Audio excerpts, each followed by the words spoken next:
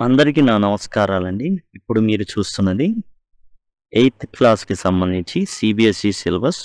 ప్రతి పాఠ్యాంశం చివరుండేటటువంటి గ్రామర్ అన్నమాట మీరు చూస్తున్నది. ప్రతి టాపిక్ కూడా విడమర్చి చాలా చక్కగా అయితే చెప్పబడింది. ఈ ప్లేలిస్ట్ అనేది మీకు డిస్క్రిప్షన్‌లో అవైలబుల్‌గా ఉంటుంది. అండ్ 8థ్ క్లాస్‌కి సంబంధించిన సిలబస్ ఏదైతే ఉందో ఆ సిలబస్ మీకు ఇక్కడ ప్రతి పాఠ్యాంశం యొక్క సమ్మరీ అయితే మీకు ఇక్కడ అందుబాటులో ఉంటుంది.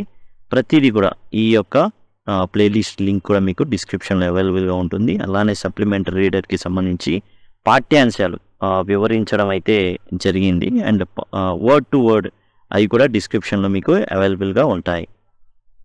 చిల్డ్రన్ ఎట్ వర్క్, యాక్చువల్‌గా పిల్లలు ఉండాల్సింది స్కూల్లో, అలా కాకుండా పని పిల్లలుగా ఉండిపోతున్నారు.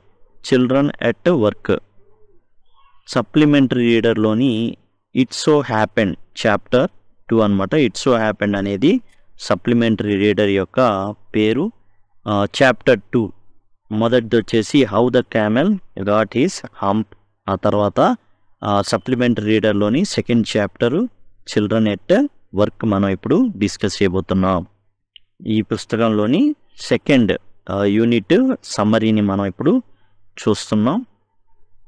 ఈ కథలో ఏదైతే చిల్డ్రన్ ఎట్ వర్క్ అంటే పని పిల్లలు అనమాట, అంటే పని చేసేటటువంటి పిల్లలు. యాక్చువల్గా మనకి ఎప్పుడైనా సరే పిల్లలు పనిలో ఉండడము అంటే బయట పని చేయడం అనేసి, ఇంట్లో ఏదో అవసరం అయ్యి వాళ్ళు ఏదైనా అంట్లు తోయినా లేకపోతే ఇల్లు ఊడ్చినా తుడిచినా ఇది పని కాదు, అదేంటంటే బాధ్యత కిందకి వస్తుంది, దానికి ప్రాబ్లం లేదు. కాకపోతే ఇక్కడ ఏంటంటే చిల్డ్రన్ ఎట్ వర్క్ అంటే బయటికి వెళ్ళి పని చేస్తున్నారు. ఏ అయితే పెద్దవాళ్ళు చేయాల్సిన పని చిన్నపిల్లలు బాధ్యతగా తీసుకొని బయటికి వెళ్ళి పని చేస్తున్నారు, అది చిల్డ్రన్ ఎట్ వర్క్ అంటే. ఈ కథలో మనకి మెయిన్ పాత్రధారి ఎవరు కనిపిస్తారంటే వేలు అనేటటువంటి 11 ఏళ్ల అబ్బాయి కనబడడం అయితే జరుగుతుంది. ఇతను యాక్చువల్గా తన ఊర్లో ఉండేవాడు. అయితే ప్రాబ్లం ఏంటంటే ఈ పిల్లోడికి వేలు యొక్క నాన్నగారు ఒక తాగుబోతు. తన చెల్లెళ్ళు తాను ఏదైతే పొలానికి వెళ్ళి కలుపులు తీసి మరి అవన్నీ డబ్బులు తీసుకువస్తారో వాటన్నిటినీ లాక్కొని తాగుడికి ఉపయోగించి అండ్ సాయంత్రం వచ్చేసి ఈ పిల్లల్ని బాధేవాడు అనమాట, బాగా కొట్టేవాడు. కాబట్టి ఇతను ఏంటంటే ఇంకా సిద్ధంగా లేడు, తాను ఏదైతే ఇట్లా దెబ్బలు తినడానికి రెడీగా లేడు, ఇల్లు వదిలిపెట్టి పారిపోయి వచ్చేసాడు అనమాట. ఏంటంటే బాగా కొడుతున్నాడు వాళ్ళ ఫాదర్, అందుకని ఏం చేశాడంటే ఇల్లు వదిలిపెట్టి పారిపోయాడు. కానూర్ అనే ప్రాంతం, అక్కడ ఒక రోజంతా అటు ఇటు తిరుగుతాడు అనమాట. తర్వాత రైల్వే స్టేషన్కి వచ్చేసి కన్యాకుమారి ఎక్స్ప్రెస్ని ఎక్కడం జరుగుతుంది. టికెట్ ఉండదు, ఏముండదు, మొత్తానికి చెన్నై చేరుకుంటాడు. అట్లానే ఆ ట్రైన్లో కూడా అతను నిద్రపోడు. 2 రోజుల నుంచి ఆకలి దప్పులు ప్లస్ నిద్రలేమి అనేది ఉంది అతనికి. కన్యాకుమారి ఎక్స్ప్రెస్ ఎక్కడ దిగబెడుతుందంటే ఇతన్ని చెన్నై నగరంలోకి దిగబెడుతుంది. అక్కడికి వచ్చిన తర్వాత అప్పటికే టికెట్ లేకుండా వచ్చాడు. వచ్చి ప్లాట్ఫామ్ మీద నుంచుంటే గట్టి కేక వినబడుతుంది, ఏ లే లే లే అని. పోర్టర్ ఏం చేస్తుంటాడంటే పెద్ద లగేజ్ వాటిని తీసుకొస్తా పక్కకు లేమని చెప్తాడు. ఒక చిన్న బెంచ్ మీద కూర్చొని ఉంటాడు. జనాలు ఎంతోమంది ఉంటారు, ఎవ్వరు పట్టించుకోరు. ఇతన్ని పట్టించుకునే నాదుడే లేదు. తిన్నావా ఏంటి, ఎందుకున్నావు ఇక్కడ, ఏం లేదు, ఓ మూట పెట్టుకొని పక్కన కూర్చొని ఉన్నాడు. ఇంత బాధలో ఉన్నాడు, ఎవరు పట్టించుకోవట్లేదు. ఇలా ఉన్న సమయంలో ఒక అమ్మాయి, 11 ఏళ్ల అమ్మాయి ఇతన్ని పట్టించుకుంటుంది. ఏయ్ ఏయ్ ఇల్లు పారిపోయి వచ్చావా అని అడుగుతుంది. చుట్టూ చూస్తాడు, ఎవరు కనబడరు, ఎందుకంటే పైన చూస్తూ ఉంటాడు. కానీ తన హైట్ కదా, తన వయస్సు కదా, కిందకి చూస్తే అప్పుడు కనబడుతుంది. ఒక బనీన్ క్లాత్ వేసుకొని మోకాల దాకా బనీన్ ఉంటుంది, ఆ క్లాత్ అనేది వేసుకొని ఉంటుంది అనమాట ఆ పాప. తాను అడుగుతుంది, ఏయ్ ఏంటి పారిపోయి వచ్చావా ఇంటి నుంచి? అయితే ఏ డేటా కూడా వేలు చెప్పాలని లేదు. ఈ అమ్మాయి పేరు ఏంటంటే జయ. ఈ అమ్మాయికి అసలు ఏ వివరం కూడా తాను చెప్పాలని నిర్ణయించుకోవాలి. ఎందుకంటే ఇతను కొత్తగా వచ్చాడు, ఏ అపరిచితురాలకి, ఒక అపరిచిత వ్యక్తికి తన కథను చెప్పడానికి సిద్ధంగా లేడు. కాకపోతే ఆకలి భయంకరంగా వేస్తుంది, అది తన మొహంలో కనబడుతుంది. జయ వెంటనే నీకేమైనా తినాలి అనుకుంటే నాతో పాటు రా అనేసి వెంటనే నడవడం మొదలు పెడుతుంది జయ. సెంట్రల్ స్టేషన్కి వెళ్ళిన తర్వాత చాలా బలహీనంగా ఉంటాడు, ఆకలి వేస్తూ ఉంటుంది, ఎవ్వరు కూడా పట్టించుకోరు, నిద్రలేని రాత్రులు. ఇలా ఉన్న క్రమంలో ఎవరు పట్టించుకోలే క్రమంలో ఆకలిగా ఉంది. అది ఫేస్‌లో కనబడుతుంది. ఆ బాధ, ఆకలిగా ఉన్న బాధ అనేది. ఇక పట్టించుకున్న ఏకైక వ్యక్తి ఎవరు అంటే జయ. కాబట్టి ఈ అమ్మాయి పిలుస్తుంది. ఎట్లైనా ఈ అమ్మాయి కూడా లేకపోతే మనం పలకరించేవాళ్ళు చాలా బాధగా ఉంటుంది. ఎవరు పట్టించుకోరు మనం ఇక్కడ చచ్చినా అనేసి వేలు ఏం చేస్తాడంటే ఆ జనంలోనే చాలా ఫాస్ట్‌గా అమ్మాయితో వెళ్ళడానికి చూస్తాడనమాట. వెంటనే వెళ్ళిపోతా ఉంటాడు ఆ అమ్మాయి వెంట. కాకపోతే ఏందంటే ఆ అమ్మాయి ఇతను వస్తున్నాడా లేదా ఏమీ గమనించదు. వెళ్ళిపోతా ఉంటుంది. రోడ్డు వస్తుంది. రోడ్డు దాటాలి. రోడ్డు దాటే క్రమంలో అసలు ఇంతే బిగిచిపోయి నించుంటాడు. ఎందుకంటే వెహికల్స్ ఏమి ఆపవు. వెంటనే ఏం చేస్తుంది అంటే జయ ఇతని చేయి పట్టుకొని రోడ్డు దాటిస్తుందనమాట. ఏందట్లా చూస్తున్నావు? నువ్వు రోడ్డు దగ్గర ఉంటే ఏమైపోతావు? చట్నీ అయిపోతావు. మామూలుగా అది గుద్దుకొని వెళ్ళిపోతారు వాళ్ళు. వెంటనే దాటాలని చెప్పడం అయితే జరుగుతుంది. వెళ్ళే క్రమంలో కాళ్ళు కాలుతాయి. తార్ రోడ్డు అనమాట, మట్టి రోడ్డు కాదు అది, తార్ రోడ్డు. అండ్ ఎండ అనేది బాగా ఉంటుంది. ఎండ బాగా ఉండడంతో ఇతని కాళ్ళు కూడా బాగా కాలుతాయి అనమాట. దాంతో అసలు ఆ కాళ్ళు కాలుతుంటాయి. ఈ అమ్మాయి వేగంగా వెళ్ళిపోతూ ఉంటుంది. I don't want to waste time అనేది. అండ్ ఇతను ఎట్లయినా సరే ఆ అమ్మాయి వేగాన్ని అందుకోవాల్సి ఉంటుంది. ఇంతలో ఒక పెద్ద బిల్డింగ్ వస్తుంది. అయితే దీనికన్నా ముందు ఏంటంటే బ్రిడ్జ్ వస్తుంది. అక్కడి నుంచి చూస్తాడనమాట. చూస్తే పెద్ద కట్టుదిట్టంగా ఉన్న ఓ పెద్ద కట్టడం కనబడుతుంది. అదేంటంటే సెంట్రల్ జైలు. నువ్వు దొరికావనుకో సెంట్రల్ జైలుకి వెళ్తావు అని చెప్తుంది జయ వేలుతో. నేనేం తప్పు చేయనప్పుడు ఎందుకు వెళ్తా అంటే, నువ్వు తప్పు చేయనక్కర్లా, పట్టుబడితే చాలు నువ్వు సెంట్రల్ జైల్లో ఉంటావు అనేసి హెచ్చరిస్తుంది జయ వేలుని. ఇక ఈ అమ్మాయి ఏం చేస్తుంది? Rack picker girl. అంటే చెత్తలో ఉండేటటువంటి బాటిల్సు, కాగితాలు, ప్లాస్టిక్ బాటిల్సు, ప్లాస్టిక్ వస్తువులు వీటన్నిటిని తీసుకువెళ్ళి ఒక వ్యక్తి ఉంటాడు. ఆ వ్యక్తికి అమ్మడం అనమాట. ఆ వ్యక్తికి ఏంటంటే ఆ వ్యక్తి కొంటాడు. ఆ వ్యక్తి ఏం చేస్తాడంటే ఫ్యాక్టరీలకి వాటిని పంపిస్తూ ఉంటాడు. వీళ్ళకి కొంత ఆదాయం వస్తూ ఉంటుంది. కాబట్టి జయ ఆ పని చేస్తూ ఉంటుంది. యాక్చువల్గా వేలుకి ఈ పని చేయడం ఏమీ రాదు. యాక్చువల్గా అతను తన ఊర్లో ఉన్నప్పుడు, ఏదైతే తాను ఉన్నటువంటి పల్లెటూరులో ఉన్నప్పుడు ఏంటంటే జస్ట్ పొలాలు ఉండేవి. వెళ్ళి కలుపులు తీయడం, పొలానికి సంబంధించి పని చేయడం, ఆవులని, ఎద్దుల్ని, వీటిని అలాంటి వాటిని మేపుకొని రావడం, ఇలాంటి పనులు చేశాడు. కానీ ఈ ర్యాక్ పికింగ్ తెలీదు. ఆకలేస్తూ ఉంటుంది.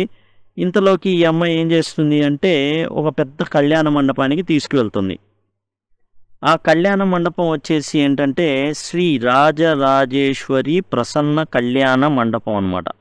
దాని మీద పేర్లు కూడా ఉంటే వేలు చదువుతాడనమాట చిన్నగా. అవి ఏంటంటే పెళ్లి కొడుకు పేరు జేవి వినాయకన్ అని, అమ్మాయి పేరు అంటే వధువు పేరు రాణి అని ఉంటుందన్నమాట. అవన్నీ చదువుతాడు. ఇది అయితే మనం ఇప్పుడు లోపలికి వెళ్ళి భోజనం చేయబోతున్నావా అని అడుగుతాడు వేలు అమాయకంగా. యాక్చువల్గా జయాకి తెలుసు ఇక్కడ కాదని వెనక్కి తీసుకెళ్తుంది. అక్కడ అంతా కూడా చెత్త కుప్పలు ఉంటాయి. ఆ చెత్త కుప్పల మీద వీళ్ళు తిని పడేసినటువంటి ఫుడ్ ఉంటుందన్నమాట. ఆ ఫుడ్ని అందులో నుంచి మ్యారేజ్ హాలు ఫుడ్ పడేసి ఉంటే ఆ ఫుడ్లో నుంచి ఒక చితికిపోయిన అరటిపండు, ఒక వడ తీసి వేలుకి ఇవ్వడం అయితే జరుగుతుంది. ఆ అరటికాయ వడని తినేస్తుంది. ఇంకో అరటికాయ ఉంటుంది, అది జయ తినేస్తుంది అనమాట. కానీ ఇంకో 10 అరటిపండ్లు 10 వడలు ఇచ్చినా కానీ తినగలిగేటటువంటి ఆకలితో ఉంటాడనమాట. అంత ఆకలితో ఉంటాడు వేలు. అయితే ఇక తప్పక ఆ చితికిపోయిన అరటిపండు, ఆ చెత్త కుప్పలో ఉన్నటువంటి వడ, గారి లాంటివి అట్లాంటివి తినేస్తాడనమాట. ఇక ఇంకేందంటే వేరే ఆప్షన్ ఉండదు ఇంకా. ఎందుకంటే జయ దగ్గర డబ్బులు లేవు, ఏదైనా ఇప్పించడానికి కూడా అంత స్తోమత అనేది లేదు. అనిద్ది అనమాట వేలుతో, నేనేమైనా ఇప్పిస్తాను అనుకున్నాను, నా దగ్గర ఏమైనా డబ్బులు ఉంటాయా అయింది, అంత డబ్బులు ఏం లేవు. ఈ చెత్త కుప్పలో ఇవన్నీ ఏరుకోవడం, ఆ చెత్త కుప్పలోనే బాటిల్స్ అవన్నీ ఏరుకుంటుంది. తన దగ్గర ఉన్నటువంటి సంచిలో వేసేసుకొని ఇక ఏం చేస్తుంది అంటే, ఇక అక్కడి నుంచి నువ్వు వస్తావా రావా, నేను వెళ్ళాలి, నీకు గనక బాగా ఆకలిగా ఉంటే ఆగు, ఈ పెళ్లిలో ఏదైతే రాజరాజేశ్వరి కళ్యాణ మండపం ఉందో ఆ యొక్క కళ్యాణ మండపంలో మధ్యాహ్నం పూట భోజనం పెడతారు కదా, ఆ భోజనం అప్పుడు దాకా ఆగు, చక్కగా నీకు ప్లేట్లు వచ్చి ఇసిరేస్తూ ఉంటారు, అప్పుడు నువ్వు ఏం చేద్దువు తిందువు. కానీ లివింగ్ కండిషన్ ఈ జయ ఎక్కడ ఉంటుంది అంటే స్లమ్లో ఉంటుంది. అంటే బాగా అసలు అక్కడ ఉండేటటువంటి గుడిసెలు కూడా టైరు అండ్ షీట్స్ ఇలా రకరకాల ఇటుకలు, రబ్బర్ టైర్లు, షీట్స్ వీటితో చేసినటువంటి ఇళ్లలో ఉండడం అయితే జరుగుతుంది. అంటే చాలా పూర్ స్లమ్ ఫ్యామిలీకి చెందిన అమ్మాయి అన్నమాట. ఇక వేస్ట్ మెటీరియల్స్లో కట్టుకున్నారు ఇళ్ళని కూడా. అక్కడ ఉండేటటువంటి ఒక సంచి నిండిపోయింది. ఈ అమ్మాయి దగ్గర తెచ్చుకున్న సంచి మొత్తం నిండిపోతే అది ఇంటి దగ్గర పెట్టేసి కొత్తగా 2 సంచులు తీసుకుంటుంది. ఒకటి వచ్చేసి ఏంటంటే వేలుకి ఇస్తుంది, ఇంకోటి అమ్మాయి తీసుకుంటుంది, ఒక కర్ర తీసుకుంటుంది. అంతా ఆశ్చర్యపోతూ ఉంటాడనమాట. ఏంది ఇది, ఎందుకు ఇలా నువ్వు బాటిల్స్ ఏరుకుంటున్నావు, అయినా నాకెందుకు ఇచ్చావు ఈ సంచి, పాపం కాళ్ళు కాలుతున్నాయని షూస్ కూడా ఇస్తుందన్నమాట.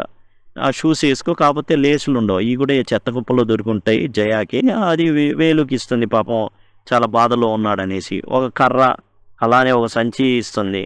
ఇది ఎందుకు, ఇవన్నీ దేనికి, నేను ఈ పని అంటే నీలాగా నేను కూడా చెత్త కుప్పలో పడి బాటిల్స్ అవి ఏరుకొని దాంట్లో వేయాలా ఏంది, నా వల్ల కాదు, ఏదైనా పొలం పనులు ఉంటే చెప్పు, ఏదైనా నా కలుపులు తీయడం ఇలాంటి పనులు, లేదా ఏమైనా ఆవులు ఉంటే మేతకి ఏమైనా తీసుకొని రావడం, ఇలాంటి పనులు ఉంటే ఏమైనా చెప్పు, నేను చేస్తాను, కానీ ఈ పనులు నాకు చేత కావంటాడు వేలు. ఇక చెప్తుందన్నమాట, ఇక లాభం లేదు అబ్బాయి, ఇదే పని, జామ్ బజార్ జగ్గు కొంటాడు మా దగ్గర నుండి, అతను ఒక ఫ్యాక్టరీకి పంపించుకుంటాడు, ఈ బాటిల్స్ అన్నీ కొంటాడు. ఎందుకు కొంటాడు, చెత్తను కొని ఏం చేసుకుంటాడు, చెత్తని పడేస్తారని తెలుసు కానీ చెత్తని కొంటారనే విషయం నాకు తెలియదే అంటాడు వేలు. ఇవన్నీ కాదు, నీ వల్ల నాకు టైం వేస్ట్ అవుతుంది, నేను బయలుదేరుతున్నాను, నీ ఇష్టం అని కర్ర తీసుకొని అట్లా నెడుతుందనమాట. అప్పుడు చెప్తాడు, ఏంది నచ్చట్లేదంటే, నీకు ఆకలి వేస్తే బువ్వ పెట్టింది నేనే, నెక్స్ట్ ఎలా తినాలో ఆలోచించుకో అనేసరికి ఇంకా అతను ఏం చేస్తాడంటే లాభం లేదు అనేసి, ఎందుకంటే ఎట్లయినా ఆకలి మరి తట్టుకోవాలి అంటే ఏదో ఒకటి తినాలి అంటే ఆడ పడిన ఏదైతే చెత్త కుప్పలో వేసినటువంటి ఆహారం తింటా కూర్చుంటే కష్టం, కాబట్టి ఏదో కష్టపడాలి, ఇచ్చినటువంటి కొద్ది డబ్బులతోనే తినాలి. కాబట్టి వేలు బికేమే ర్యాక్ పిక్కర్, ఇతను కూడా చెత్త ఏరుకునేటటువంటి వ్యక్తి అయ్యాడు. యాక్చువల్గా తన ఇంటి దగ్గర ఉంటే ఇలాంటి రాదు, బట్ కాకపోతే ఏంటంటే ఏదో కొత్తగా ఉంటుంది లోకం, ఇంకా బాగుంటుంది లోకం అనేసి తాను ఏదైతే అనుకున్నాడో అలా లేదు. జనరల్గా వింటూ ఉంటారు, ఫలానా వ్యక్తి ఇల్లు వదిలి పారిపోయి చెన్నై నగరానికి వచ్చి హీరో అయ్యాడని. ఆ కథలన్నీ కథలే, అలా ఏమీ ఉండదన్నమాట. ఇతను ఇక స్క్రాప్ అవన్నీ ఏవైతే చెత్త ఉన్నాయో అవన్నీ కూడా జామ్ బజార్ జగ్గుకి ఇక అమ్మాలన్నమాట, అన్నీ ఏరుకొని. అయితే ఫ్యూచర్ ప్లాన్ అనుకుంటాడు వేలు, ఈ ఏదైనా ఒక జాబ్ దొరికేదాకా ఈ జాబ్నే ర్యాక్ పిక్కినే నేను ఎన్నుకోవాలి, తప్పదు అనేసి తానైతే భావిస్తాడు. కంక్లూజన్ వచ్చేసి, the story emphasize the importance of treating children well to prevent them from taking extreme steps and highlights the need to help children in need. ఇక్కడ ఏంటంటే ఈ కథ ద్వారా ఏం చెప్పదలుచుకున్నారంటే, రాసిన వాళ్ళు ఏవైతే ఉన్నారో ఓ 3 ఉంటారు, ఏంటంటే పిల్లల పట్ల ప్రేమగా లేకపోతే వాళ్ళు ఈ విధంగా ఏం చేస్తారంటే ఇల్లు విడిచిపెట్టి వచ్చేస్తారు. ఆ తర్వాత ఏం చేస్తుంటారు, ఇలా చెత్త కుప్పలు ఎమ్మటపడి వాటెమ్మటపడి ఇలా చెత్త ఏరుకుంటూ వాళ్ళు జీవనాన్ని కొనసాగించాల్సి ఉంటుంది. కాబట్టి వాళ్ళని ప్రేమతో హత్తుకోవాలి, అలానే సాయం కూడా చేయాలి అనేసి ఇది మొత్తానికి కంక్లూజన్. ఈ కథను రాసిన వాళ్ళు ఏంటంటే గీతా వూల్ఫ్, అనుష్క రవిశంకర్, ఒరిజిత్ సేన్ వీళ్ళనమాట. From trash on rag picker children and recycling. అంటే వాళ్ళ కథలు, ఎందుకు వాళ్ళు ఆ విధంగా చెత్తని ఏరుకుంటున్నారు అంటే, ఇలా ఇల్లు వదిలిపెట్టి వచ్చేస్తారనమాట. ఇల్లు వదిలిపెట్టి వచ్చేసి ఇక జీవనం భృతి ఏమీ లేక, జీవనం ఎలా సాగించాలో తెలియక, ఇక చివరికి చెత్త ఏరుకొని వాటిని అమ్మేటటువంటి పిల్లలుగా వీళ్ళు స్థిరపడిపోతారు. అండ్ ఏమైనా వాళ్ళ జీవితాలు మెరుగుంటుందా అంటే, కనీసం తినడానికి తిండి మాత్రమే వాళ్ళకి అందే విధంగా ఉంటుంది తప్ప వేరే దానికి వెళ్ళడానికి అంతా ఉండదు. ఇదండి మొత్తానికి చిల్డ్రన్ అట్ వర్క్ సంబంధించినటువంటి సమరీ. వేరే యొక్క వీడియోలో దీనికి సంబంధించి క్వశ్చన్ అండ్ ఆన్సర్స్ కూడా మనం చూద్దాం. Thanks a lot.